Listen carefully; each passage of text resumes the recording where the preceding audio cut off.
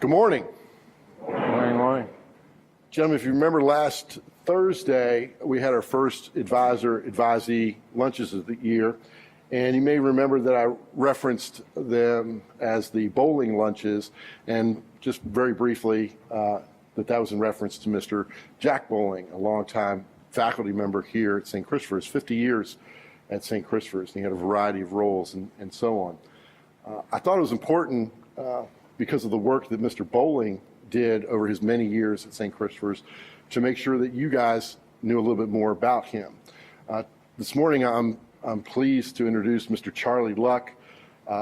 We've agreed to keep his introduction very brief so that the focus remains on Mr. Bowling, but Mr. Luck is a great friend of the school, a big supporter of us in many, many ways. His son graduated from here, and he too is an alum of St. Christopher's and someone who worked very closely with Mr. Bowling during his time as a student here. So with no further ado, I'm going to introduce you to Mr. Charlie Luck. All right. Thanks, Benny.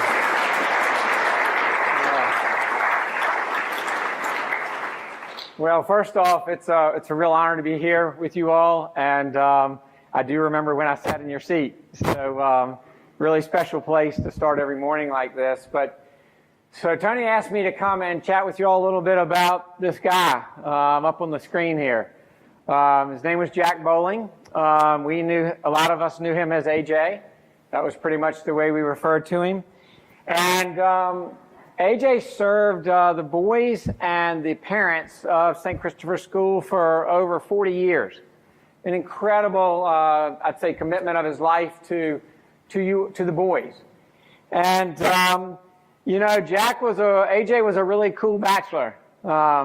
So he, number one, loved making a difference in the lives of boys. But he also really loved his sports cars. And he also really loved golf. But again, his core of his being was really about the boys. So what made this guy so effective? Like, what made him so unique? And so when we think about AJ, I think about his life work being about others. So you guys hear a ton about others and making a difference in others' lives, and that's genuinely what he was all about. And as boys, we knew it, and we felt it. We knew that genuinely Jack was committed to us and kind of our development. When you looked at how he spent his time with us. He spent his time at the cafeteria. He spent his time wandering the halls. He spent his time at the smoking bench. Yes, we had a smoking bench. Okay? But hanging out with us was really at the core of what he loved to do. So it was very clear to us that he genuinely and deeply cared about us as young men. So what was Jack's goal? Jack's goal was all about developing boys. And so what I mean by that is he was all about increasing their social confidence. He wanted to help them become a better student. He wanted to push the boys to do things that they didn't think they could do. So when you think about something that, I don't know if I could do that, Jack was the kind of guy who was there to push you that extra bit. He asked a lot of deep questions. What he really believed was that if the boy thought about their issue, and if they had a non-judgmental mentor that could truly meet them where they were, that Jack could develop in them the ability to think deeply about his own issue and to talk about it and to ultimately make better decisions as a result of thinking about it and talking about it. So that was at his core. He believed that he was a facilitator. So in order to do this work, AJ believed that, number one, he had to start off with trust. So he had to earn our trust. kind of a unique concept, right?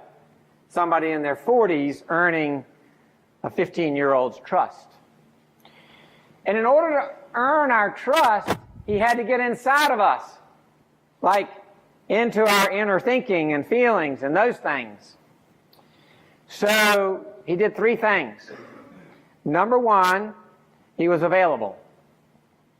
He made time to wander the halls, hang around, be present.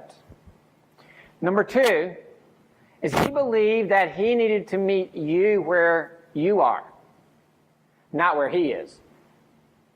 Like so often in life we come with what we're thinking. No, Jack believed I need to meet you where you are. Thirdly, he was the master of questions. He might have started off with an easy question like, how was your weekend? Or what are you thinking about? Or how are you feeling? And you tell him kind of the go-away answer, right? Like, I'm doing fine. And then AJ would sit quietly, awkwardly. And when we get awkward, right, what do we do as guys? Then we start to go, I gotta fill this silence with something. So we'd start to talk then, right?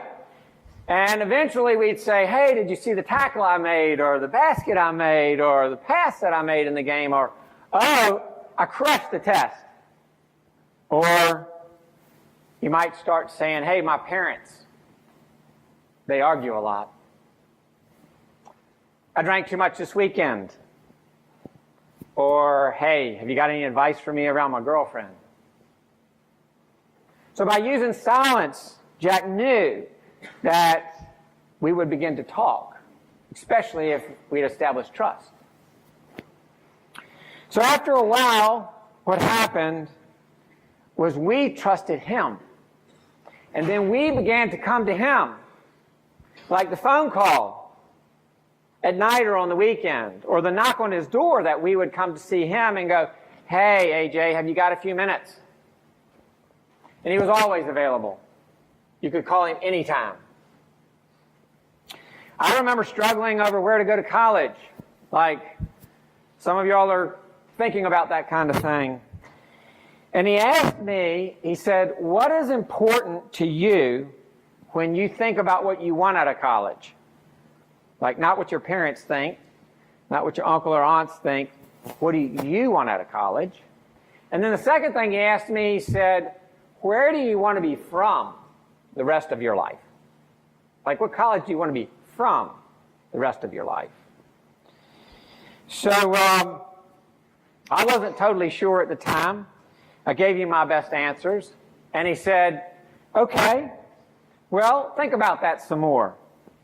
So I went home and slept on it, and after a few months, he would always start by coming to me and not telling me what he thought, but instead, from a very neutral position, he would go, hey, Charlie, tell me, what are you thinking about college? Where are you? How is your thinking evolving? Well, I love this because at 17, 18 years old, most adults that I interacted with were still telling me what to do. Like, don't forget this. Make sure you do this. But this guy was different. So it was always about talk to me and tell me what you're thinking. So now I have some comments for the faculty, right? Everybody here on the back walls here. So I wanted to ask the boys some questions about you. Wanted to ask the boys some questions about you as the faculty.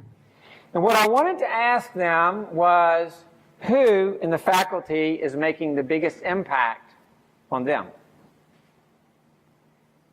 Like, who has a reputation for making the biggest impact on the boys? And then I wanted to ask why. Like, why are you making the biggest impact? But unfortunately, the time that we have won't accommodate that. What I do know is that every member of the faculty, every member of you all, I believe wants to have a profound impact on all the boys here. I believe that the faculty genuinely cares about you. Yes, some more than others, but the faculty is professionals, totally dedicated to their work with you. And believe it or not, for all you boys, they spend the majority of their time thinking about how they can impact you. Believe it or not. So faculty, how do you find out how you're doing with the boys? You know, the reason you're here is because of the boys, right? I mean, in your heart of hearts, faculty, and then the reason you're here, because of the impact you want to make on the boys. So, since they are your focus, ask them how you're doing. Ask them, you know, what am I doing to impact your life? Ask their parents. Oh, Lord. Right? Ask their parents, how are you doing as faculty impacting their sons? So, this may cause you to have some emotion of fear. Like, wonder what they'll say. So, you might be thinking, right, I have my strengths and I have my weaknesses. So, what am I doing and what can I do better, right, is the idea for all of us. Like, how can we sharpen our own skills and abilities? So, you might be thinking as faculty, I don't get it right all the time, but how could I get it right a little more often? So, and then when you ask the boys, how am I doing, right? Like, be ready to receive it in a neutral, non-judgmental way. And that's the kind of thing that AJ did, right? Not easy, but talk about building trust. So let me share one more story about AJ. So this is about a St. Chris boy. He'd been out on the weekend, drank too much, left the party drunk with his girlfriend. His parents had told him many, many times before, like, son, if you drink too much, call us. We'll come get you. But don't drive drunk. Well, not only was he doing what he wasn't supposed to be doing, he added his girlfriend into the mix, put her at risk as well. They drove to another party after the first party, drank some more, and then the boy went home and got sick in the kitchen, and the mom cleaned it up, and the dad was about to wring his neck, right? Wanted to ground him for a month. No dates, no parties, no keys to the car. So after a lot of emotions, the parents called, guess who? They called AJ. And they asked AJ, they said, how can you help us with raising an adolescent young boy? What advice can you give to us? And AJ said, let me talk to him. He said, give me 2 weeks. So AJ spent some time with the boy and he said, what do you want your reputation to be with your friends and with girls? He said, what do you want to be known for?